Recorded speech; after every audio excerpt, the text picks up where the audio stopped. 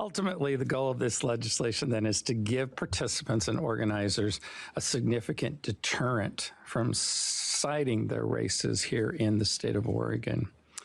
I also want to thank the City of Portland and the Multnomah County District Attorney for bringing this bill forward. While I have had criticisms of the City of Portland for disbanding Portland Police Bureau's traffic division, it is clear that this is part of a concerted effort to move forward and find solutions to what I find as a very dangerous and disruptive set of behaviors. Thank you all. All right, thank you. Let's go ahead and go with Commissioner Mapps. Okay. I'm going to get out of the way then. Thank you. Thank you, Committee. Commissioner, you're on mute.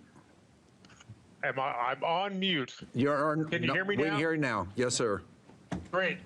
Thank you, Mr. Chair, and thank you, Senators. I appreciate the opportunity to appear before you today to speak in support of Senate Bill 615. I should start out by introducing myself. My name is Mengus Mapps. I serve on Portland City Council. I am also the City Commissioner in charge of the Portland Bureau of Transportation. And it's my work on transportation that brings me here today. I'm here because street racing is a major and deadly problem here in the city of Portland and the state of Oregon. And frankly, in order to solve this problem, Oregon cities need your help. Let me start out by giving you a sense of the street racing problem here in Portland. Now, since 2015, at least 8 people have been killed on Portland roads in street racing related incidents. One of those victims was named Ashley McGill. She died last August at the age of 26 while waiting for a bus. She was killed by street racers driving 84 miles an hour on Southeast Stark Street. She survived by a young son. Now, because of tragedies like that, Portland City Council has taken steps to curtail street racing. For example, in August of 2021, Council passed an ordinance that fines street racers $500. Under that ordinance, street racers may also face getting their cars towed and jail time. And that's not the only action Portland has taken against street racing. For example, since 2022, Portland's Police Bureau, as you will hear, has launched several missions that target street racing. While efforts like those have reduced street racing here in Portland, those tools have not eliminated street racing. In fact, just 2 weeks ago, a young man died while street racing on North Marine Drive. Now, Portland's experiences show that if Oregon is going to eliminate the completely unnecessary carnage caused by street racing, more action is needed, which is why I support Senate Bill 615. Senate Bill 615 provides Oregon cities with the tools they need to take back our streets. I'll close today by thanking this committee for your consideration of this important legislation. The actions you take on street racing will save lives. Thank you, and I'd be happy to answer any questions that you might have. All right, Commissioner, if you can hang on, I'm going to go ahead and take DA Schmidt's testimony, followed by the chief and the lieutenant. Mike? Great. Chair Brzezinski, Vice Chair Thatcher, and members of the committee, good afternoon. For the record, my name is Mike Schmidt. I'm the District Attorney of Multnomah County. I come to you today in support of the -1 amendments to Senate Bill 615.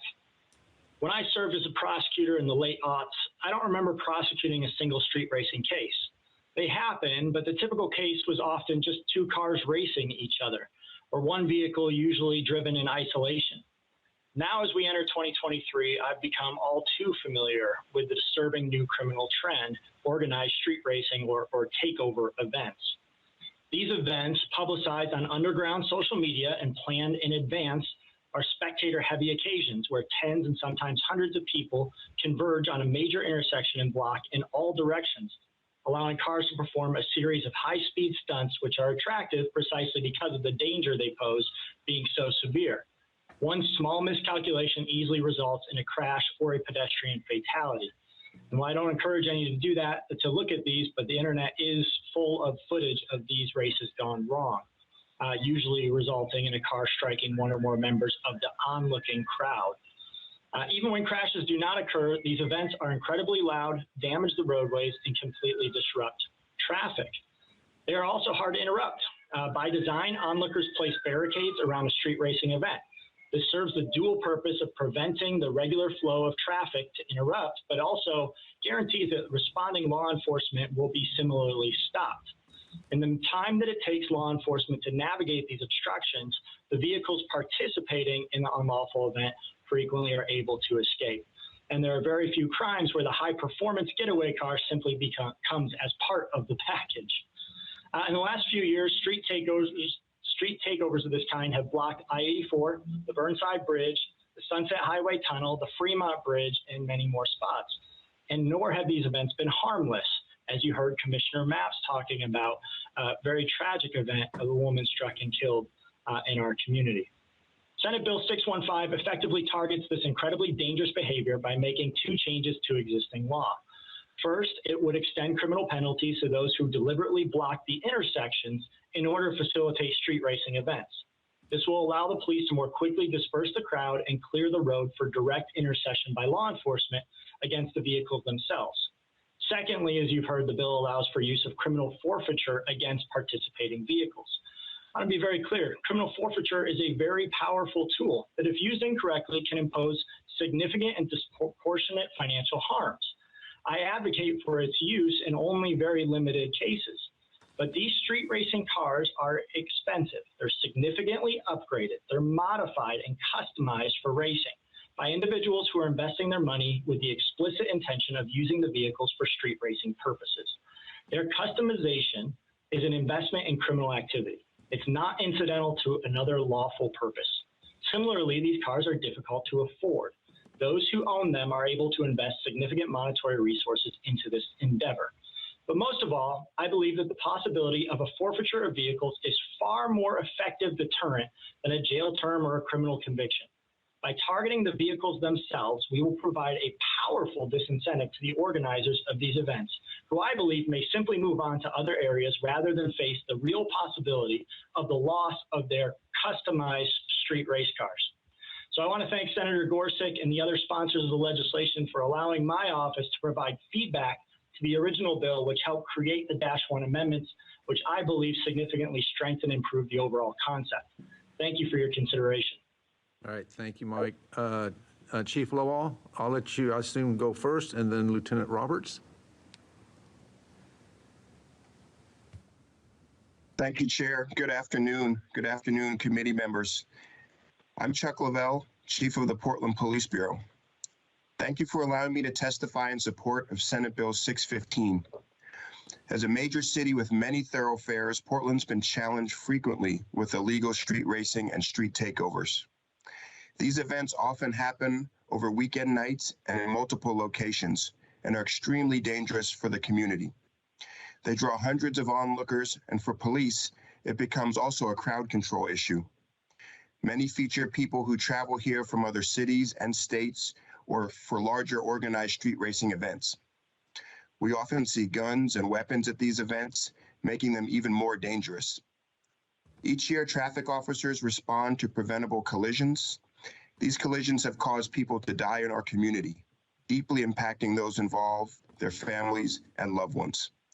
In addition, street racing and street takeovers victimize other innocent road users and cause harm to our community. Imagine trying to get home to your kids, get to work on time, or get to the airport to catch a flight, or thousands of other scenarios, but you can't because you're stranded on a bridge or a freeway as street racers take over the thoroughfare, not caring in the slightest that people are being impacted. Our community continues to ask for police repeatedly to conduct street racing missions. Many people live near some of the popular thoroughfares and must listen to the loud noise and disruption. They feel barricaded in their own homes. It's a complicated enforcement mission to plan.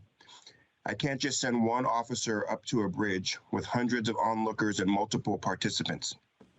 It is dangerous, needs to be highly coordinated, and we must ensure we don't also inadvertently have people leaving and driving away from the event erratically. I support Senate Bill 615.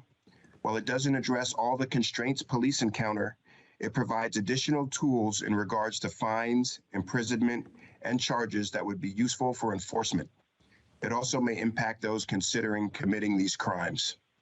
Thank you again for your consideration.